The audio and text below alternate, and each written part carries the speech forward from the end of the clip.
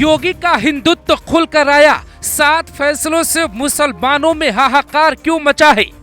योगी के फैसले में हिंदू राष्ट्र का ऐलान, भगवा पहना तो खुलकर भी आए। मुसलमानों के घरों पे चलवाया बुलडोजर, हिंदुओं की बारी आई तो वापस बुलाया। क्या योगी आदित्यनाथ ने सीएम की कुर्सी पर बैठकर भी ऐलान कर दिया है कि वो हिंदुओं के लिए जीते हैं, हिंदुओं के लिए सोचते हैं और उनके फैसले में हिंदू ही हिंदू है। इधर केशव प्रसाद मौर्य और बीजेपी के नेता ब्रजेश पाठक सीएम योगी की कुर्सी के नीचे बैठे थे। उधर योगी ने 7 फैसले ऐसे किए जिसने 1 महीने में पूरी कायाकल्प ही बदल दी। मुसलमानों पर बुलडोजर, हिंदुओं पर नहीं।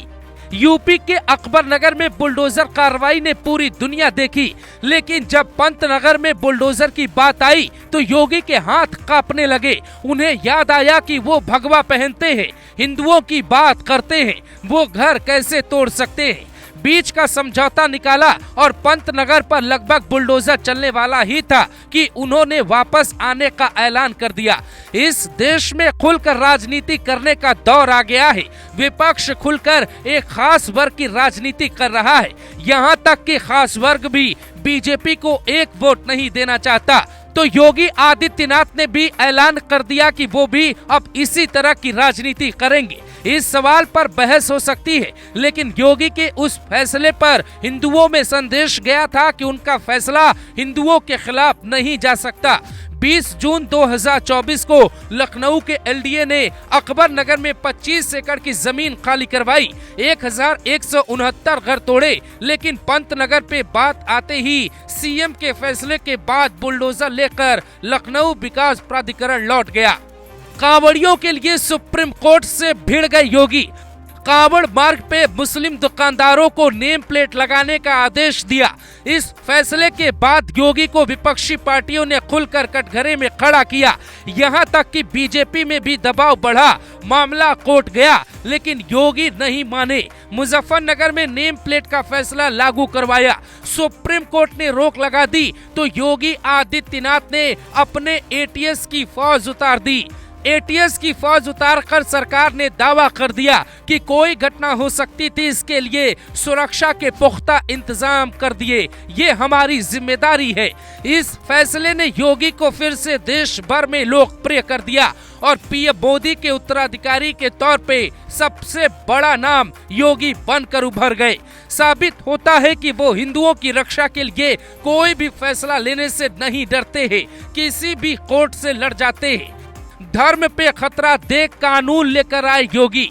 जुलाई के अंत में राज्य सरकार ने धर्मांतरण विरोधी कानून में संशोधन के लिए एक विधेयक सदन में पेश किया, जिससे उत्तर प्रदेश में गैर कानूनी धर्म परिवर्तन निषेध अधिनियम कहा गया 2021 को और अधिक सख्त बना दिया गया। यूपी विधानसभा ने 30 जुलाई को संशोधन विधेयक पारित किया, जिसमें लव जिहाद को खत्म करने के लिए अपने इरादे को फिर से रेखांकित किया गया। लव जिहाद शब्द बीजेपी नेताओं सहित हिंदू दक्षिणपंथी समूहों द्वारा उस कथित साजिश को दिया गया, जिसमें कहा जाता है कि मुस्लिम पुरुष हिंदू महिलाओं को शादी का प्रलोभन देकर उनका धर्म परिवर्तन करवा देते हैं। उस पे योगी आदित्यनाथ ने अपना बुलडोजर चलवा दिया। एंटी रोमियो स्क्वाड को फिर से एक्टिव करने का निर्देश दिया।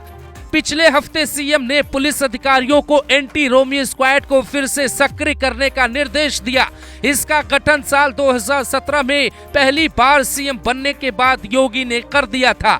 आदित्यनाथ की सरकार ने सत्ता में लौटने के बाद स्क्वाड को 2022 में थोड़े समय के लिए रोक दिया, लेकिन जैसे ही लखनऊ की घटना हुई और मंचलों ने सरेआम छेड़छाड़ की, उसके बाद योगी आदित्यनाथ ने दोबारा से एंटी रोमियो स्क्वाड को एक्टिव करने का आदेश दे दिया। सड़कों पर महिलाओं और लड़कियों को परेशान करने वालों पर अंकुश लगाने की सबसे बड़ी मुहिम की दोबारा शुरुआत हो गई। खुलकर कहा, सनातन की रक्षा के लिए हिंदू एकजुट हो। बांग्लादेश की हालत देख सीएम योगी ने अगस्त के पहले हफ्ते में ही एक बड़ी अपील की। हिंदुओं से एक होने की बात कहकर बता दिया कि वो आने वाले समय में क्या करने वाले हैं। योगी ने जो कहा, क्या आपने सुना था? बांग्लादेश में हिंदुओं की रक्षा करना है और संकट के समय में उनका समर्थन करना हमारा कर्तव्य है। हम हमेशा उनके साथ खड़े रहेंगे। परिस्थितियां कैसी भी हो, हमारे मूल्य अटल रहते हैं। बांग्लादेश में हिंदू होना कोई गलती नहीं, बल्कि एक आशीर्वाद है और गर्व की बात है। यानी जब बांग्लादेश पर कोई भी बोलने को तैयार नहीं था, तब योगी ने मोर्चा खोला। वहां के हिंदू नेताओं का हौसला बढ़ा और सरकार को झुकना पड़ा। लेकिन एक और फैसले ने हड़कंप मचा दिया। कुर्सी नहीं, धर्म की रक्षा पे ज्यादा ध्यान। योगी आदित्यनाथ सरकार ने फैसला किया कि मदरसे में वीडियो रिकॉर्डिंग होगी और राष्ट्रीय गान होता है या नहीं, इसकी पूरी जानकारी चाहिए। योगी आदित्यनाथ ने ये पहला आदेश तब दिया था जब उन्होंने पहली बार मुख्यमंत्री की कुर्सी संभाली थी।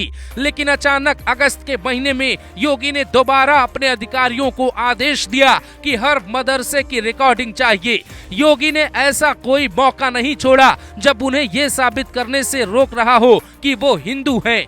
योगी आदित्यनाथ हमेशा खुल के राजनीति करने में भरोसा रखते हैं। चुनाव के दौरान योगी आदित्यनाथ ने अलीगढ़ में कहा था कि हिंदू अब एकजुट हो जाए, नहीं तो बहुत कुछ बदल जाएगा। हिंदुओं की एकता की बात सिर्फ योगी कर रहे हैं। हालांकि वो संवैधानिक कुर्सी पर है, फिर भी उनकी बेबाकी में कोई कमी नहीं आई है। इसके लिए हो सकता है उनको राजनीतिक नुकसान उठाना पड़े, लेकिन योगी आदित्यनाथ हिंदुत्व के फ्रंट लाइन पर बैटिंग करना चाहते हैं।